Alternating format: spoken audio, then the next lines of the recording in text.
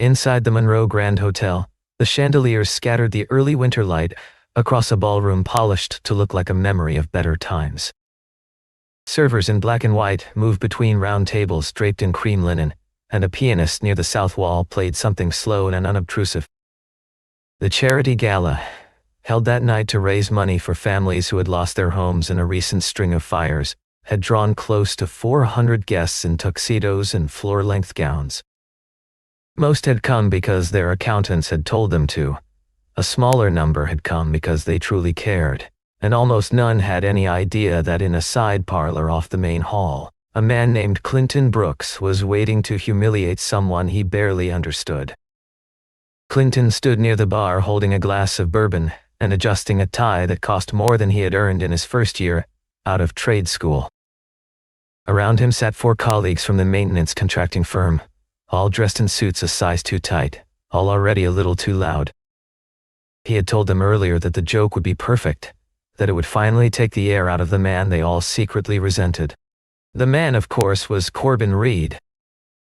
And the woman they had chosen to humiliate beside him was a quiet figure already seated at the center table, a woman with chestnut hair and a champagne-colored gown. When the side parlor door opened a few minutes later, Corbin Reed stepped through it holding the small hand of his 6-year-old daughter, Louisa. He wore a navy suit that he had owned for almost a decade, a white shirt he had ironed on the kitchen counter that afternoon, and a pair of leather shoes that had been polished so many times the toes had gone soft. He looked in every direction like a man who did not quite belong, and yet he stood with the patient dignity of a man who had decided long ago not to apologize for it. Louisa wore a pale blue dress and clutched a worn rabbit plush named Milo against her chest, and the moment they crossed the threshold, the laughter from Clinton's table rose like a flock of birds startled out of a tree. Corbin had not always been a single father. He had grown up in a quiet suburb west of the city, the son of an electrician and a night shift nurse, and from the time he was small, he had loved the way broken things became whole again under careful hands. He had not gone to a 4-year college because his family could not afford it, and he had never been the kind of young man to resent that. He had learned a trade, taken pride in it, and married at 22 a woman who had at first loved his steadiness, and later resented it as the years grew thin and the bills did not. When Louisa was barely past her first birthday, his wife had left a folded note on the kitchen table that read only that she could not do this anymore, and she had been gone before sunrise.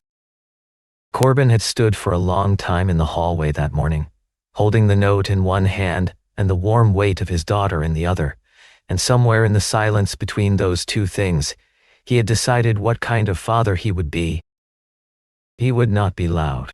He would not be perfect, but he would not be absent, and he would not let his daughter learn from him that the world owed her bitterness. In the years that followed, he had taught himself to braid hair from old videos, to make a chicken soup that Louisa called the warm one, to mend the cuffs of a small coat outgrown 3 winters in a row. At work, the foreman trusted him because his repairs lasted, his invoices were honest, and he had never once raised his voice on a job site. But Clinton Brooks and the men who orbited Clinton had decided early on that Corbin's quiet decency was an insult to their louder, lazier lives, and they had taken to calling him Mr. Lunchbox because he carried his lunch in a steel container his father had given him in 1994. Once, in the company break room, Louisa had heard one of those men say something cruel about her father, needing a wife the way a stray dog needs a home.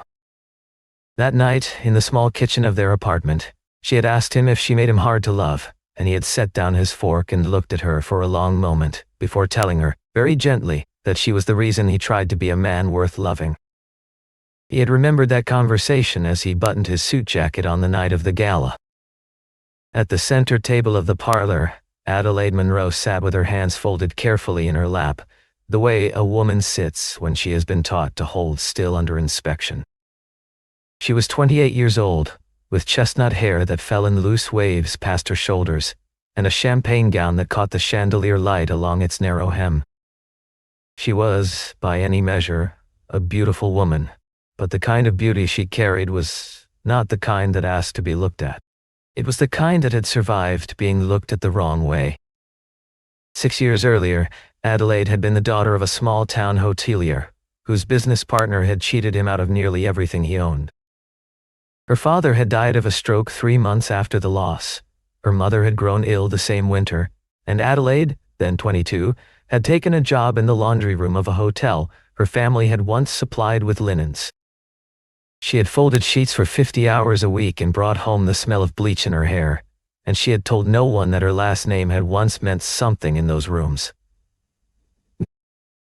On a wet night in October, driving home from a double shift, she had been struck by a delivery truck that ran a red light, and the months that followed had taken from her the easy gait she had grown up with. When she had finally returned to public life, the people who had once eaten dinner at her father's table had a name for her. They called her, behind cupped hands, the charity case, because they believed she only existed at parties so that other people could feel kind for tolerating her. At one such party, a man in a gray suit had told her, loudly enough for the room to hear, that he did not perform charity on the dance floor. She had carried that sentence with her for almost 6 years, and although she had built, in those 6 years, a hospitality empire that now owned more than 40 properties across the country, the sentence had never quite left her.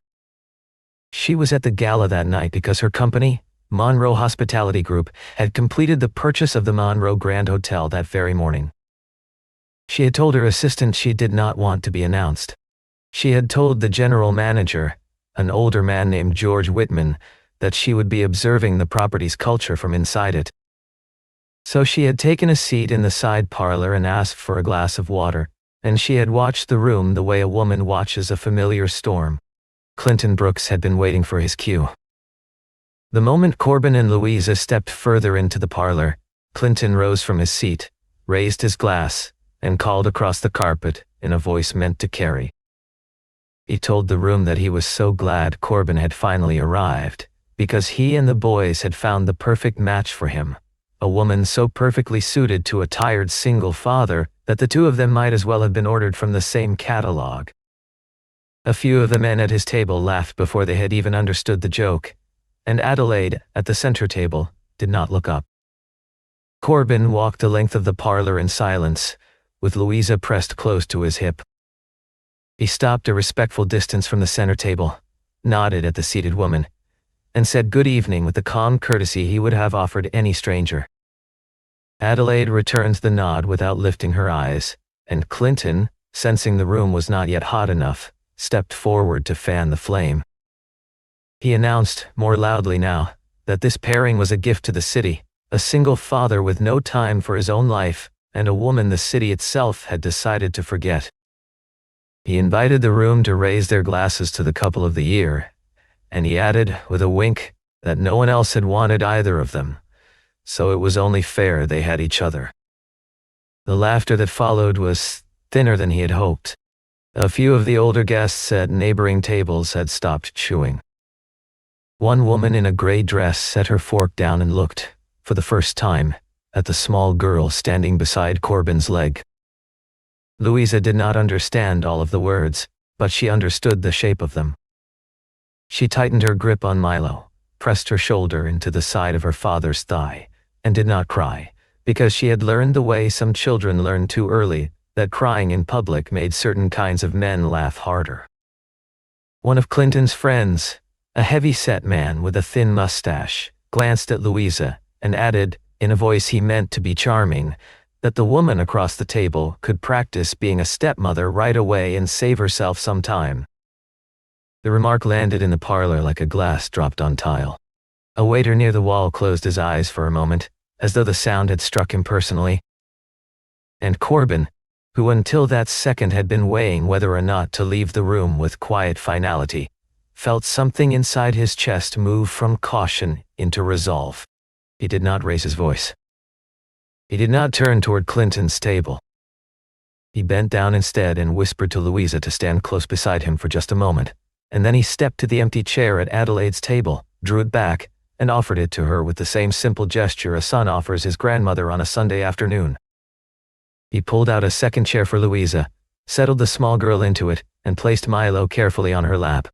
Only then did he take his own seat across from Adelaide and lift his eyes to meet hers. He told her, in a voice meant only for her, that he was sorry. He told her that whatever this evening had been arranged to be, she did not deserve to be made into a punchline by men who had not earned the right to speak her name. The words were not loud enough to silence the room, but they were said clearly enough that those at the nearest tables heard them, and one by one, the conversations near them slowed. Adelaide lifted her gaze from her water glass for the first time since Corbin had entered the parlor, and what she saw on his face surprised her more than the apology itself, because she saw a man who had not noticed yet that he had done anything noble. Clinton, sensing the air shifting, gave a short laugh and called out that Corbin should not be so dramatic, that the whole thing was just a friendly evening among colleagues. Corbin turned his head then, slowly, and looked at the man he had worked beside for almost 3 years. He told Clinton, evenly, that if this was Clinton's idea of helping a friend find a partner, he understood now why Clinton did not know how to respect any woman at all. A few people at neighboring tables drew breath at the same time. Corbin was not finished. He told the room, without raising his voice, that he had come here tonight because a coworker had told him there was a kind woman who wished to meet him. He told them that he had not come to sit in a room where grown men insulted strangers and called it humor. And he told them, looking briefly at Louisa, that he would not allow his daughter to learn that laughing at someone else's pain was the same thing as having a sense of humor. See? The parlor went quiet in a way that even the pianist a wall away seemed to feel, because the music slowed and then dropped to a softer phrase. Adelaide watched Corbin's profile in that quiet, and she felt something inside her, something that had been frozen for a very long time, shift just slightly, the way the first crack runs across the surface of a lake that has not moved in years.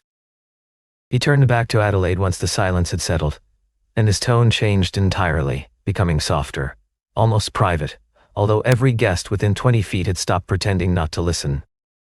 He told her that if she wanted to leave the parlor, he would walk her out himself. He told her that if she wanted to stay, he would sit across from her for as long as the evening lasted. He told her finally that whatever she chose, she would not have to face the rest of this night alone. Adelaide had not been given a real choice in a very long time. Her family's bankruptcy had been chosen for her by men in suits with thin pens. Her injury had been chosen for her by a driver who never wrote her a letter. Her reputation in this city had been chosen for her by people who had decided long before she arrived in a room what kind of woman she was permitted to be. So she sat for a moment in the quiet that Corbin had built for her, and she felt the shape of an offer she had almost forgotten how to recognize, and when she finally answered him, her voice was steady in a way that surprised even her. She told him she would like to stay. He nodded once, told her simply that they would stay, and the matter for him seemed closed. Louisa, who had been watching all of this with the seriousness only 6-year-olds can manage, reached into the small velvet pocket of her dress and drew out a single mint candy wrapped in waxed paper. She slid it across the white tablecloth toward Adelaide with the careful gravity of a child handing over something rare. She told Adelaide that her father gave her one of these whenever she felt sad, and that Adelaide could have hers if she needed it more tonight. The mint sat between them like a small white stone. Adelaide looked down at the candy, and then at the child who had offered it, and then at the father whose hand rested on the back of his daughter's chair. She asked Louisa, very gently, whether the little girl would have any left if she gave this one away. Louisa thought about it for a moment, and then told Adelaide that she would still have her father, and that was enough, so the candy could be Adelaide's. The sentence was not designed to wound. That was what made it dangerous. Adelaide pressed her fingertips to her mouth for a moment to steady herself, and then she lifted the small candy carefully and set it beside her water glass as though it were a relic she had been entrusted with. She thanked the child, and her voice did not entirely belong to her when she did. Corbin gave Louisa a small pat on the shoulder and told her she had done a kind thing. The first course arrived in a hush, and the table found, almost by accident, the rhythm of two people who had decided to be present for each other without yet knowing why. Corbin asked Adelaide whether she preferred the salmon to the chicken, and Adelaide, sounding faintly surprised at the ordinariness of the question, told him she did not really mind. He asked her if she came to events like this often. She told him she had, in another version of her life, but that it had been a long time since she had felt easy in a room of strangers. He did not press her. Adelaide had been studied for years by men who wanted something from her, and she had grown skilled at recognizing the angles of their questions. She did not recognize any angles in Corbin's. He was asking what he asked because he wanted her to be comfortable, and that was so unfamiliar to her that she found herself answering more honestly than she had intended. She asked him whether he was always this calm under fire. He told her he was not, but that he had taught himself never to lose his temper in front of his daughter. He said the lesson had cost him more than he liked to admit, and saved him more than he could ever repay. She glanced at Louisa, who was now coloring carefully on the back of a paper place card with a pen Corbin had pulled from his inside pocket. She told him the child clearly trusted him. He answered that he could not give Louisa everything, but that he had decided long ago to give her the one thing he could promise, which was that when he said he would be there, he would be there. He said the words without performance, and Adelaide had to look down at her plate for a moment to gather herself. Then, slowly, she told him a piece of her own story, only the smallest, honest portion. She told him that she had once, years before, been invited into this very hotel for a party at which she did not belong, and that the men at her table had recognized her as the daughter of a fallen family and had made an evening out of it. She told him that after her accident, the names they had given her had stuck in a way names sometimes do, and that even now, in rooms much larger than this one, she sometimes still heard them. He listened without interrupting. When she had finished, he told her, very quietly, that a person worth respecting did not need to know her past in order to decide whether to treat her well. She asked him then if he was not afraid of being laughed at himself for sitting here, with her, in front of all these people. He looked at Louisa, who had begun to draw a small uneven heart on the corner of her place card, and he told Adelaide that he was more afraid of his daughter someday seeing him stay silent. Clinton had been watching the table from across the parlor, and what he saw there had begun to ruin his evening. The laughter at his own table had thinned. Two of his colleagues were studying their plates. A woman at a neighboring table had turned her chair slightly, so that her shoulder was angled away from him. The joke he had built so carefully was no longer funny, and Clinton, who had spent his entire adult life mistaking attention for respect, could not bear the loss of the room. He stood up with his bourbon glass and crossed the carpet with the loose stride of a man who believed he could still recover the night. He stopped at the edge of Adelaide's table, looked down at the three of them with an expression he believed was charming, and remarked that the picture they made was almost beautiful, a poor single father playing the gentleman, and a woman the city had once pitied playing the lady. He said the words with a smile, and the parlor cooled by several degrees. Adelaide's hand stilled on the stem of her water glass. Louisa stopped coloring. Corbin set his fork down very carefully on the rim of his plate. Clinton, seeing he had their attention, leaned in and addressed Corbin directly. He asked him to be honest, just this once, in front of the people who actually knew him. He asked him whether if Corbin had any other choice in the world tonight, he would still be sitting at this particular table with this particular woman. The question was the kind of question a small man asks when he wants a larger man to lie in public. Corbin glanced at Adelaide first, with a softness that was not for Clinton at all, the way a man checks on someone he has decided to keep safe. Then he stood up. He did not lean forward. He did not push his chair back hard. He simply rose to his full height, and he answered Clinton in a voice that did not need volume to reach every corner of the parlor. He said yes. He said he would still sit. He said he would sit at any table where someone was being insulted, because he could not, in good conscience, sit at a table where someone was insulting them. Clinton tried, with a thin smile, to say that Corbin was acting as though he were morally superior to all of them. Corbin shook his head once. He told Clinton, very quietly, that he was not trying to be better than anyone in the room. He was only trying not to become the kind of man his daughter would one day be ashamed to call her father. As he spoke, several of the guests at the surrounding tables looked, for the first time, at Louisa, and they saw what they had not allowed themselves to see before. They saw a small girl with damp eyes, who was learning in real time exactly what kind of grown-ups they had chosen to be. Adelaide saw it too. She saw the child quietly absorbing the cruelty of a room full of adults, and she saw, in the fold of Louisa's small mouth, the same expression she remembered wearing as a young woman at a different table in this same hotel 6 years before. The recognition struck her so cleanly that she could not, in that moment, hold her face the way she usually did. A single tear slipped down her cheek before she had given it permission, and she lifted her napkin to it almost apologetically. Louisa watched her. Then, with a seriousness that did not belong to a 6-year-old's body, she set her crayon down, climbed off her chair, and walked the few steps to stand between her father and the man with the bourbon glass. She held Milo against her chest with both arms.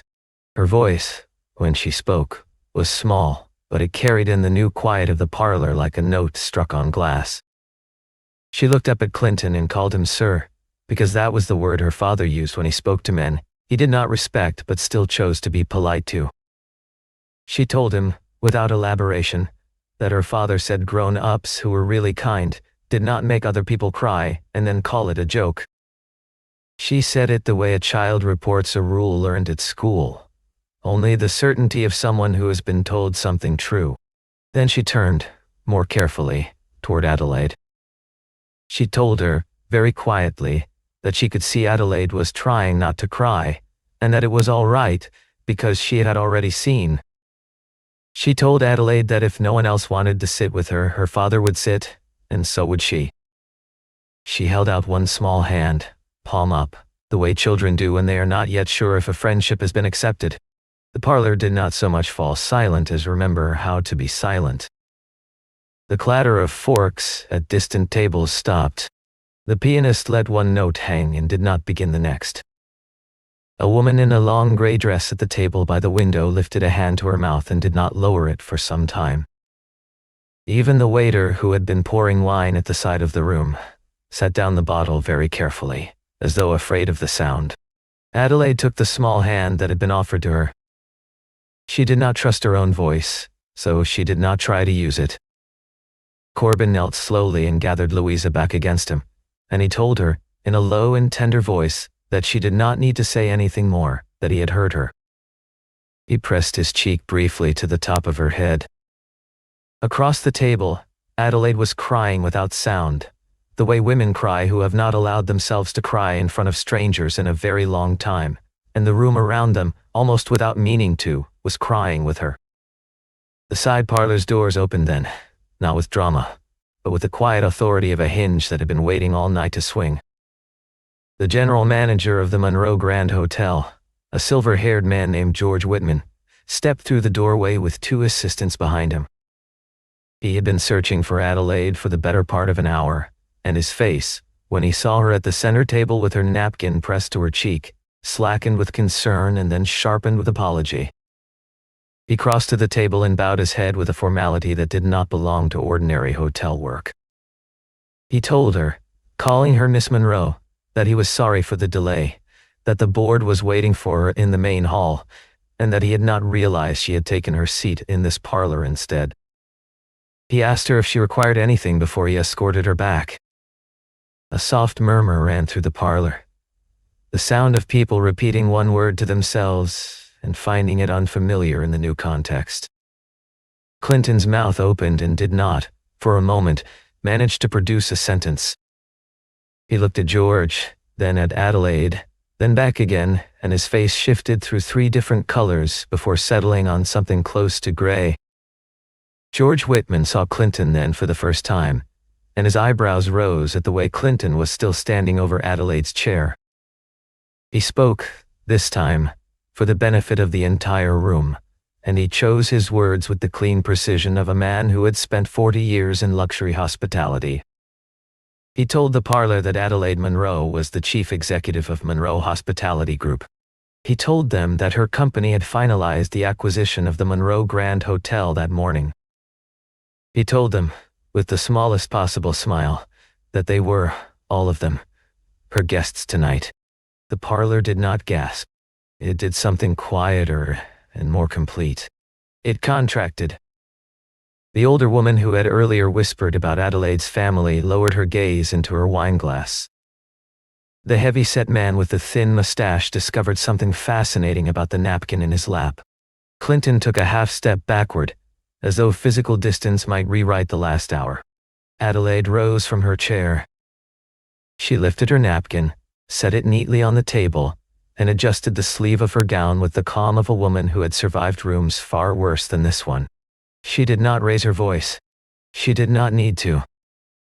She turned to Clinton, looked him fully in the face, and told him that she was aware he had not known who she was. She told him that this was precisely why what he had done tonight mattered.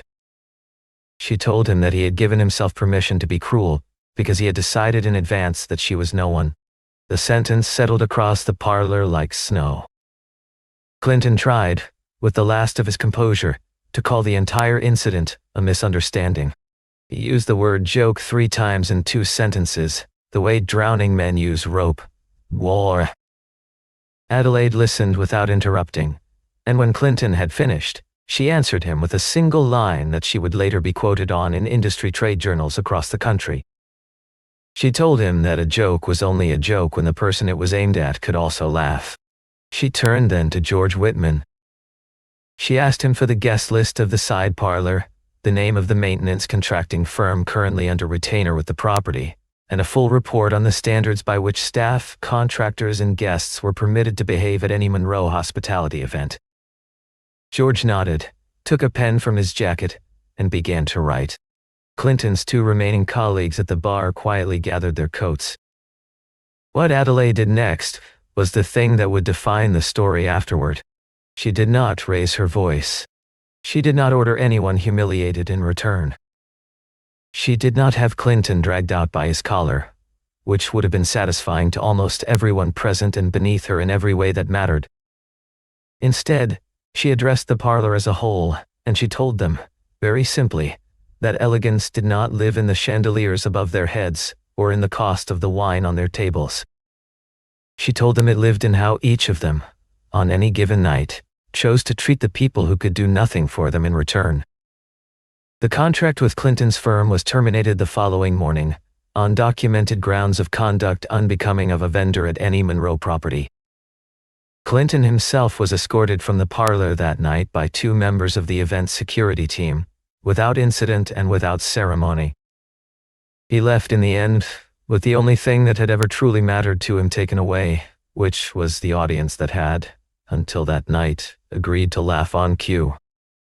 When the parlor had begun to clear and the pianist had resumed his soft, careful playing, Adelaide returned to the center table where Corbin still stood with his daughter.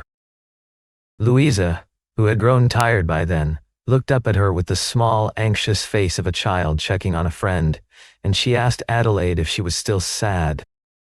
Adelaide did something then that the few remaining guests would speak about for years.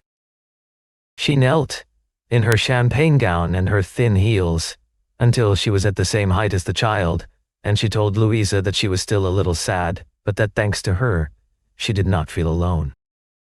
Louisa pressed the small mint candy back into her hand and told her she could keep it. Adelaide closed her fingers around it, as though it were the most expensive object in the building. In the weeks that followed, Adelaide began to design something her board did not, at first, fully understand. She called it the Second Key Program, a quiet initiative funded directly by Monroe Hospitality. The program would acquire small, neglected houses near the company's hotels, rebuild them with care, and offer them as transitional homes to single parents and to hotel staff in crisis. There would be no signage, no press release on the day a family moved in. There would only be a key, handed to a person who had not had a place to call her own in some time. Adelaide remembered Corbin while the program was still on paper. She had not forgotten the patience of his hands as he had pulled out a chair for her in front of a room full of strangers, and she had not forgotten that she had watched him do it before he had any reason to know who she was. She invited him to her office one afternoon and offered him a position as the lead technical supervisor of the program. Corbin, holding his cap in his lap, told her quietly that he did not believe he was qualified for a position like that. Adelaide leaned forward across her desk and told him she did not need a man who knew how to speak in a boardroom. She needed a man who could tell which roof was going to leak before the rain started, and someone she trusted to hand the keys to the families. He took the position 2 days later. A few months after the gala, on a cool afternoon in early spring, Corbin was tightening the last fixture in the kitchen of a small 2-bedroom house at the edge of town. The house was about to be given to a young mother named Diane Foster, who had 2 small children and a night job at a hospital. Louisa sat on the front steps drawing a sun on a piece of cardboard. Adelaide arrived a little after 4, in a soft cream dress with her hair loose, carrying a thermos of coffee and a paper bag of sandwiches.